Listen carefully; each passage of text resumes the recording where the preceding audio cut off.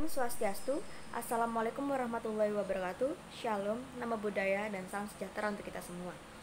Di sini kami akan mempresentasikan tentang sumber dan kegunaan air metabolit di tubuh hewan dalam memenuhi tugas mata kuliah elektif dengan dosen pengampu Profesor Dr. Hewan Iwayan Harjono Utama MS. Saya akan memulai presentasinya. Yang pertama, ada pentingnya air bagi tubuh.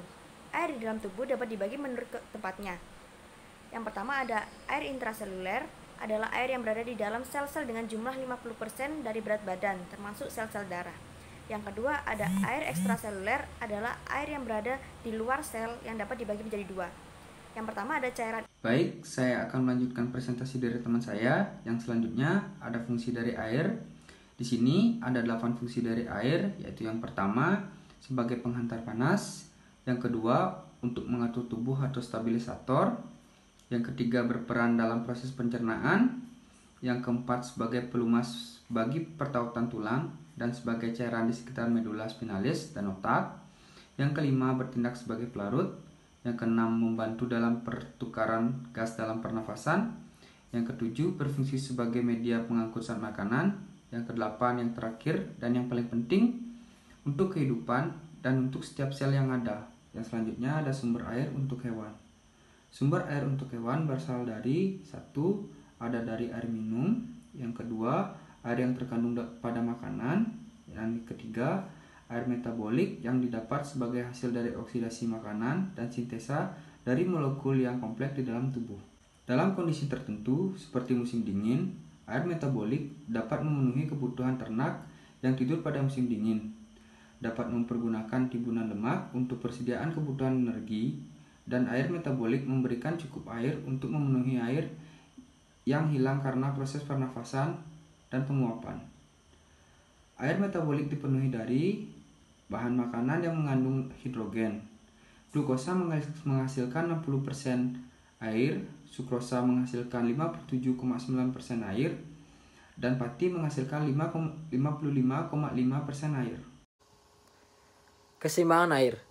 Pengeluaran air tubuh sengaja atau tidak sengaja akan berlangsung terus-menerus dan pada suatu saat keseimbangan akan terganggu. Oleh karena itu, tubuh harus mempunyai kontrol. Pertama, kontrol pemasukan air. Bila kekurangan air, mulut dan kerongkongan akan kering sehingga sekresi saliva berkurang. Jadi pusat kontrol haus dan sifat minum berasal atau berada pada hipotalamus sebagai medial. Yang kedua, kontrol pengeluaran air dari tubuh. Pengeluaran urin dikontrol oleh hormon antidiuretika atau ADH dari kelenjar pituitari bagian posterior. ADH akan mempengaruhi nefron yang dapat meningkatkan reabsorpsi air dan mengurangi pengeluaran urin. Dalam proses terjadinya dehidrasi biasanya dimulai dengan air ekstraseluler. Bila kehilangan air tersebut tidak terlalu cepat, air dalam sel akan menggantikan air ekstraseluler.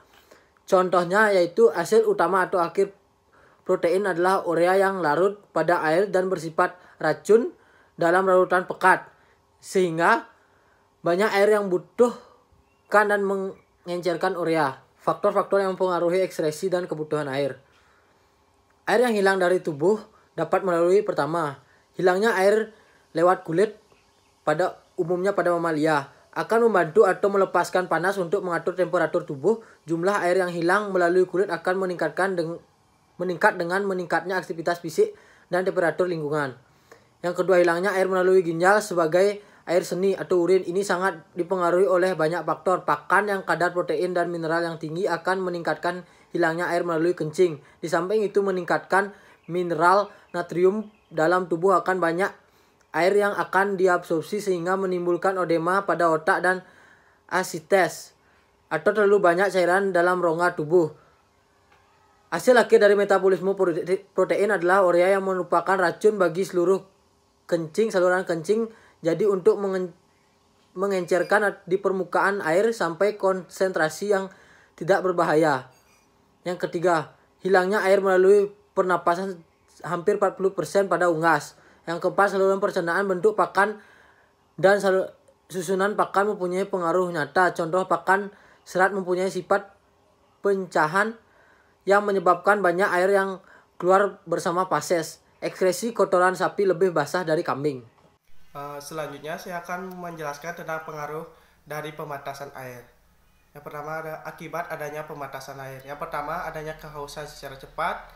Yang kedua, bila hilangnya air melalui peluh 2-5% dari bobot tubuh, ini akan mengganggu dan mengurangi nafsu makan atau anoreksia. Selanjutnya, perubahan fail dengan hilangnya air adalah yang pertama, terjadinya penambahan denyut jantung dan temperatur dektal. Yang kedua, penambahan kecepatan pernafasan. Yang ketiga, volume darah berkurang dan peredaran darah menjadi sulit. Yang keempat, getar dan tanpa rasa pada jari atau kaki.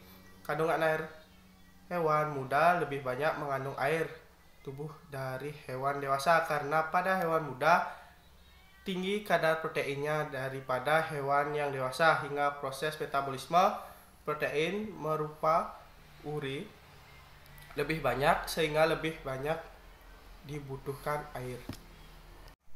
Selanjutnya, tata lintas air atau water turnover dalam tubuh. Banyaknya tata lintas air tergantung pada pertama, apa yang dimakan. Kalau makanan kering, cairan saliva banyak keluar sehingga cairan di usus meningkat. Yang kedua, berapa banyak makanan atau tipe makanan. Kebutuhan akan air adalah yang pertama, mengganti air yang hilang melalui urin. Yang kedua, mengganti air yang hilang melalui keringat. Yang ketiga, aktivitas yang dilakukan. Latihan dapat meningkatkan pengeluaran keringat. Hewan dewasa memetabolismekan air sehari minimal 5 liter dan maksimal 15 liter tergantung pada lingkungan.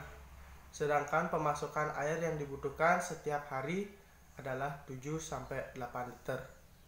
Baik, sekian presentasi dari kelompok kami. Jika ada kesalahan, mohon dimaafkan. Akhir kata, saya ucapkan terima kasih.